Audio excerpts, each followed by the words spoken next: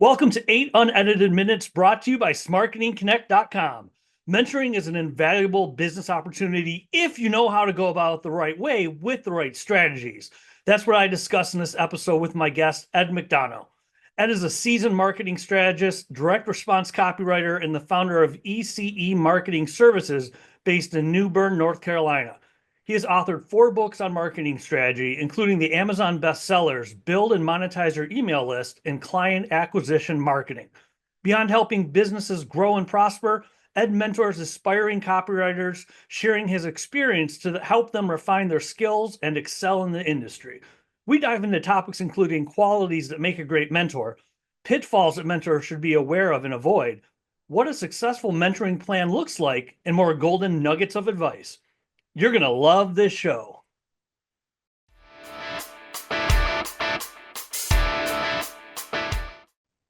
Thanks for being here for 8 Unedited Minutes. I appreciate it, Ed. Great to be here, Mark. And we're going to talk about mentoring, and we're going to talk about some mentoring strategies, some do's and don'ts. But before we get into that, why is mentoring important to you? What's your story there? Well, I think it's important because it's like an apprenticeship, right?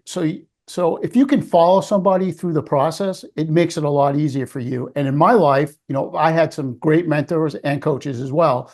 But because of what they taught me, it enabled me to be successful in my career. So what was your first mentoring experience as being someone helping you?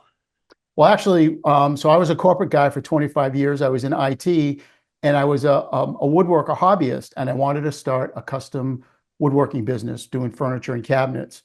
And a friend of mine just became my mentor. He had started businesses before, and he took me under his wing. He taught me how to do a business plan, how to think about marketing, and it was really great. And it's what made me a success right away, because I wasn't thinking business plan. I was thinking go out and get some business cards and print up some flyers like everybody else does, So he really got me off that track and onto developing that business plan, and that's what made me successful out of the blocks.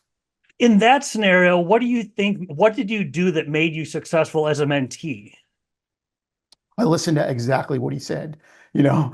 Um, so you use your judgment or whatever, but I really trusted him. He was someone that I respected, and again, I didn't ask him to do that. I asked him for some advice. Hey, I'm going to start a business. Can you just tell me 3 things I should do? And not only did he tell me the 3 things, but he also coached me through writing the business plan and putting together a marketing strategy and thinking about stuff that I probably wouldn't have thought of if I did not talk to him. So I valued his opinion so much, it was just easy for me to listen to what he said. So what did that approach look like? Did you reach out cold? Was it somebody you already kind of know? How would you suggest people reach out to potential mentors? Well, in this case, it was somebody that I knew. We had actually worked together for a long time, and become friends through work.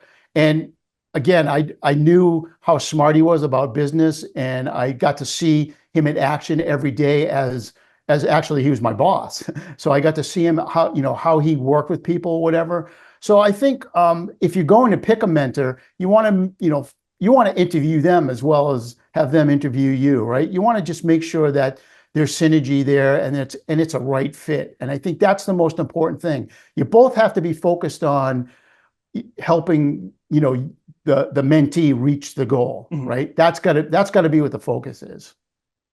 So in light of that situation and any other ones that we're going to talk about, what makes a good mentor? What qualities do you think make somebody a good mentor? I think, first of all, being a good listener is really important, because everybody has a different perspective on what they're trying to accomplish. And I think if you listen to and you ask really good questions and you drill down to what's the core reason that they want to do what they're going to do, like I help people, become copywriters. So, but I don't want to just help you become a copywriter. I want to know, like, what's the underlying thing? Like, what's the real motivation for you to be a copywriter? Is it to start your own business? Is it to get a better job? Is it to learn more? Whatever that reason is, that's really what I think has to happen from the mentor's perspective. Is you really need to find that core thing that the person's going for. And how about, because you've been on both sides of the coin, how about a good mentee? What advice do you have for people to say, I want to find a mentor, but I don't want to, just mess it up or do it randomly? What makes a good mentee? Well, I think as far as finding a mentor, they have to come up with a list of questions that they need to ask them so that they get the feedback that they want to make sure that person is the right person for them.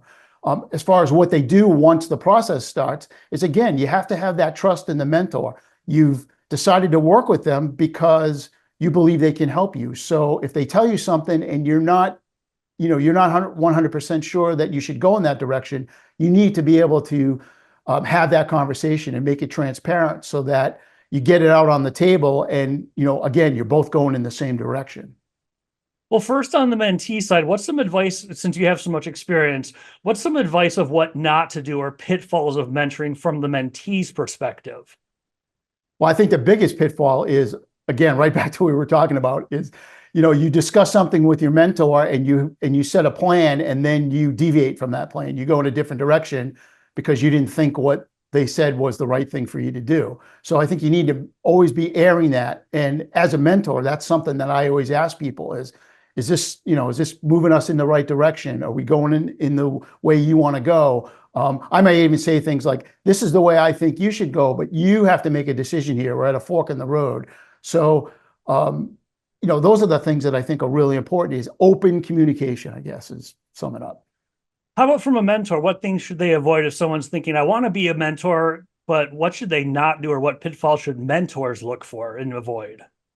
Yeah, well, I think as a mentor, it's not your agenda. It's the mentee's agenda, right? So you're there to help them, achieve a goal, right? Or solve a problem. Either way, that's your job. And so your job isn't to lead them down the path that you want them to go or you think they should go. Your job is to help them get to the goal that they want. And if you can't sign up for that, then you shouldn't sign up for it. So overall, why do you think mentoring is so important in the business world, let's say? In the business world, 80% of businesses fail, and they fail for, one of the major reasons they fail is they don't really have a plan to follow. So that's what a mentor can do, is it can help you follow a plan and also keep you accountable for following that plan too. Accountability is another important part of mentorship because there's going to be things that you need to do in between your sessions with your mentor and maybe vice versa as well. So you want to make sure that happens, those communications are open, that accountability is there, and that, again, both of you are focused on helping the mentee achieve their goal. So what does a mentoring plan look like? Is it a checklist? How does accountability plans? Is it marching orders, a checklist of sorts? What does a mentoring plan, a successful mentoring plan look like? So first of all, the thing that I do is develop a strategy. Okay, you're at point A, you want to get to point B, how are we going to get there, and how are we going to measure our results, right? What are the milestones that we get to hit in between? And then, you go for the first milestone. You set a time frame for that. You set what are the resources needed to accomplish that goal and get there, and you do it in chunks. I think it's much easier to get from point A to point B if you just worry about driving the first 5 miles and then the next 5 miles and the next 5 miles, instead of just worrying about getting to the end, right? So everybody wants to get to the end as quickly as possible, but you really got to step back a little bit and have a strategy or a plan to get there. We've covered a ton of ground in a short period of time. When it comes to mentoring, whether it's something you've said or to reiterate or something you haven't said yet, either the mentee or mentor's perspective, above all, if you're saying this, here's one reason you got to get involved with mentoring, this, at least do this, what would you tell people to do? Fastest path to success. Simple as that. A mentor is going to help you get there 2, 3, 4, 10 times faster than if you could try to do it alone, because they're going to save you from making all those mistakes that you would make if you do it on your own. So this has been excellent. If people want to find you online, where's the best place or places that they should go to? LinkedIn is a great place to find me. It's Ed McDonough on linkedin.com, or also my website, ecemarketingservices.com. Thanks again, Ed. This has been great. My pleasure. And see. Nice.